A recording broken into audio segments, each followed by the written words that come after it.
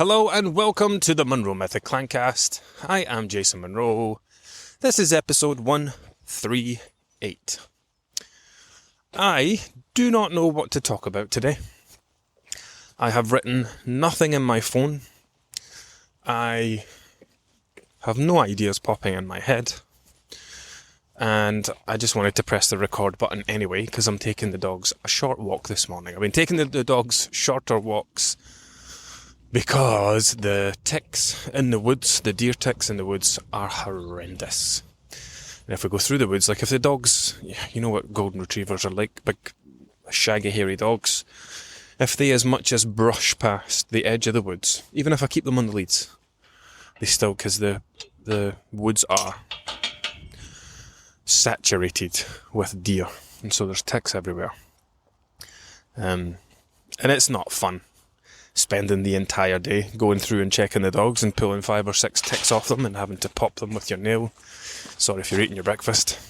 I do quite enjoy it though, but it's not good for the dogs if any of them dig in. Anyway. What's happened this week? I have done lots of new starting figures this week. So lots of new people joining, which is wonderful. Summer is usually a time that things start to quiet down, but over the years I've gotten better at the way I talk about the Monroe Method and push the Monroe Method. Summer, do you know what? That's a good thing to talk about. Summer is typically the time where people decide that it's time to stop dieting. Summer is traditionally the thing that people diet for, right? That holiday that's coming up, the school holiday that's coming up. Some people will even diet to make way for weight gain. My mum and dad used to do this. So my mum and dad, my dad especially, love eating big. They're, and I will never be able to change my dad's approach to this. But they are value, that's a good way to look at it. They are value for money eaters. So, they've been to Lanzarote, God knows how many times. They have stayed everywhere in Lanzarote, and they have been down every road and stayed in every hotel in Lanzarote. When I say down every road, I mean they always hire a car when they go, and they have literally been on every road across the island. Now, when I say they're big eaters, like there's buffet restaurants that they love going to, and they're not going to that buffet restaurant to have a main meal and stop eating when they start to feel full. God, no. And this is like, this is the stuff that I had to contend with when I was overweight. If you think about it, like once the time that you spend at home around your parents and the way that they eat, the way that they talk about food, the way that they behave, how quickly they eat, how big their plates are, going back for seconds, desserts, the language they use, like, I had all the typical, we didn't have a lot of money. My mum was a stay-at-home mum to look after the 3 of us. My dad was a taxi driver doing odd joinery jobs and garden jobs and things on the side as well. We didn't have a lot of money, so money was always a thing. Do you know how much that costs? That was a common phrase used at home. In fact, this will show you how much I thought like that, right? We went out for lunch one day, or my mum took us out for lunch one day to a fancy place. Well, I thought it was a fancy place. When I look back now, it was just a pub.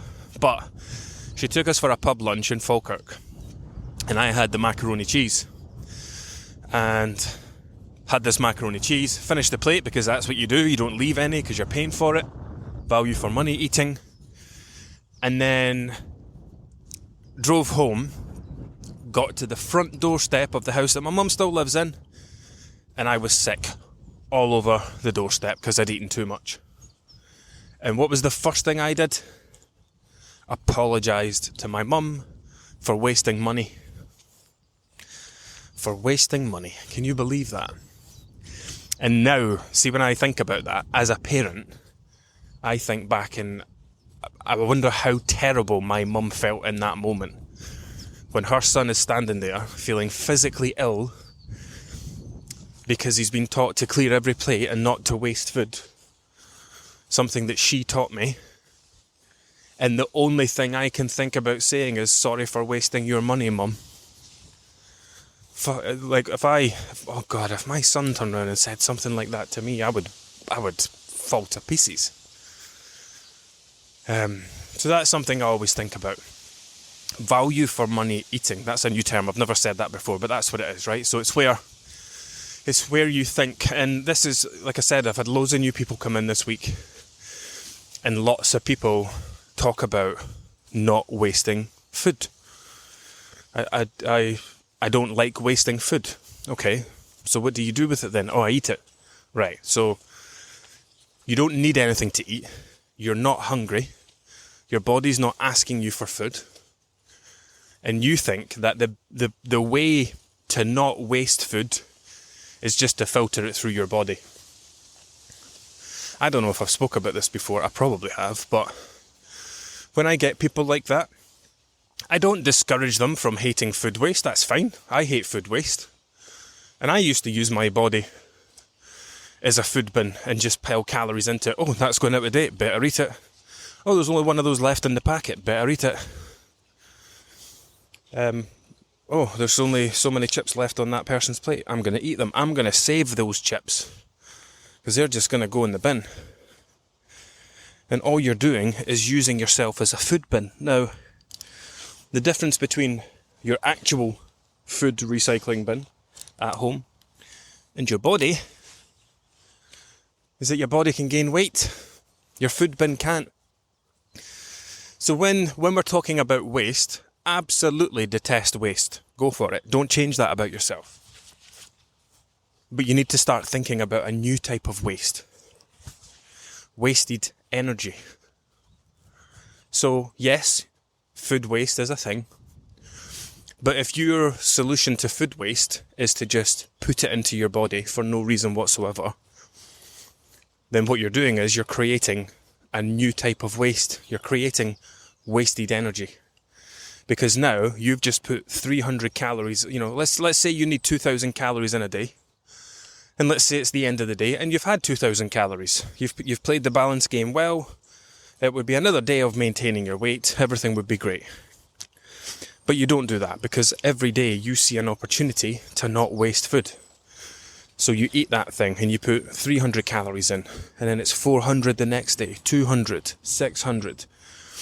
You're piling thousands of calories into your body over time, calories that you would never otherwise have eaten without this food waste mindset. That's the only reason you're eating it, not because you're hungry, because you think you're rescuing that food. And you create a new type of waste, wasted energy. Your body is now overflowing with energy, and your body now has to do something with that energy. So remember, this is how body fat is created. It's created through the excessive consumption of energy, the excessive consumption of calories. You're putting calories on top of calories. More and more and more on top of more. And you're creating an excess, and your body has to transform that excess because your body can only hold so much excess temporarily before it has to be converted and stored. So every single day we create an excess, but the thing is we dip in and out of it. I feel like I said this recently, but when you eat your breakfast, let's say you have a 500 calorie breakfast, you do not immediately burn 500 calories. You store them temporarily, and you'll spend the next 3 or 4 hours living, existing, working, doing whatever you're doing in the morning. And if you have breakfast at 6 a.m, you will eat that meal, you'll spend an hour digesting it and absorbing it. Then you have 500 calories in the tank.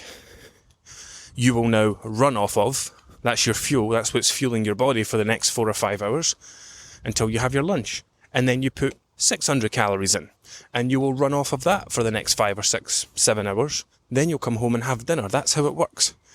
So your body needs to be able to temporarily store energy because, you're not giving your body 130 calories per hour to run on because you're eating something every hour.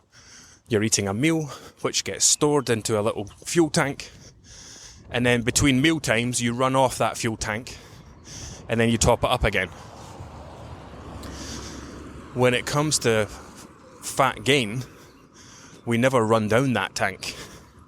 We have a 500 calorie breakfast, but then we have 300 calories of biscuits, and then a packet of crisps at 200 calories. Then we have our lunch at 600 calories. So we're just piling more and more and more in. So you're using your 2,000, just for sake of picking a number. You're using the 2,000 that you needed, because that's how many you're burning. But at the end of the day, you've got this extra, this 500 extra. And you do it the next day and you've got 800 extra. Now it's the weekend, you've got 1,000 extra. At no point are you playing the balancing game. You're just driving your weight up and up and up. And if you're someone who clears every plate because you don't want to waste food, or eats the kids' leftovers because you don't want to waste food, or sees things in the cupboard that are going out of date so you just throw them down your neck because you think you're being a hero, you're creating wasted energy. And now you're carrying that wasted energy. You now have to carry that wasted energy, that body fat, everywhere you go. You've accumulated 20, 30, 40, 50 extra pounds of body fat.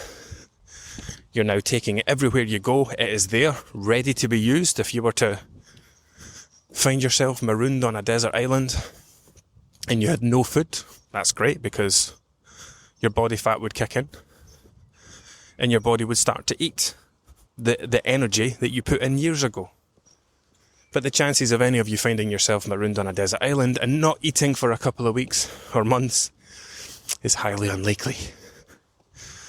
But it's the same process as if we were to put ourselves into a calorie deficit. We underconsume calories so that our body goes back and uses up all that food that we ate years ago. It's a very simple way of looking at it. Now that you've got all this wasted energy on you, what happens next? It gets to a point where you get fed up with it, or upset, or annoyed, or you look in the mirror and you don't like what you see. Your clothes aren't fitting great, all these things that people experience. And you say, right, that's it. Google.com. What's the best way to lose weight? What's the fastest diet? What's this? What's that? And you decide, right, I'm going to go to Slimming World. Now I'm going to start paying someone £6 a week to help me get rid of something that I did because I was trying to save food waste and I was trying to save money. So now you've created another two types of waste. You now have financial waste, where you are now undoing your food waste saving habit, and you're now wasting time losing the weight that you gained from trying to save that food. So from you trying to save food, from you trying to use yourself as a food bin, from you trying not to waste food, you've now created three new types of waste. Wasted energy in the form of body fat, wasted money from trying to get rid of that body fat, and the wasted time that you have to spend following a plan, going to that meeting, overthinking meals, stepping on scales, blah, blah, blah. So, look at that. It turned into a podcast episode after all. This idea of food waste. Like, yes, it's possible to waste food. If you go to the supermarket and buy too much food, and it all goes out of date, you have wasted that food. Correct. But it's your fault, because you didn't plan, or you ordered that takeaway when you couldn't be bothered, when you knew that you had the food in the fridge. Throwing it down your neck is not a solution, right? The solution, as with anything that I ever talk about or we ever talk about inside the community, we need to stop coming up with solutions to problems we don't have. If you are not planning your meals and you're just buying whatever and you've still got loads of food left that's going out of date, the solution to that is not to eat it all anyway. It's to plan better. Do you know what? Next time I don't want that to happen. So before I go to the supermarket, I'm actually going to write down what I'm going to have for dinner for the next 5 days. And I'll work to that plan. So anyway, back to the main road now. That was a nice, short, concise episode. And I think we'll title it something about food waste. But yeah, By all means, continue to hate waste. I do. I hate food waste. It's why I plan my meals. It's why I do all the food shopping every Sunday morning, 9 a.m. I am the sad person sat outside Aldi, but it's only because I want it out the way and done early. And I take control of that, because otherwise I stop at the shop, Claire stops at the shop, and then we end up with this mishmash of food, and then you're getting to the end of the week like, this stuff's all going off, it's going to have to go in the bin. So that's why I just take charge of it all. And my wife doesn't complain because she's a terrible cook. And she would admit that herself. She's quite happy for me to do it all. But yeah, improve your shopping habits, improve your planning habits. Get to a point where food is not getting wasted. Understand that it's okay to put food in a food bin. Your food bin's not going to gain weight, but you might. You don't need to finish your plate. You can scrape it into the bin. Or if there's quite a lot, put it in a tub and keep it for leftovers. Take it for a lunch the next day. Just stop thinking you're being a hero by using your body as a calorie filtration system, because all it's eventually doing is leading you to waste time, energy, and money undoing something that you could have just not done in the first place. But yeah, we've got our parents to thank for a lot of these thoughts and behaviours and habits and approaches. Anyway, that's enough from me. Have a lovely weekend. Until next time.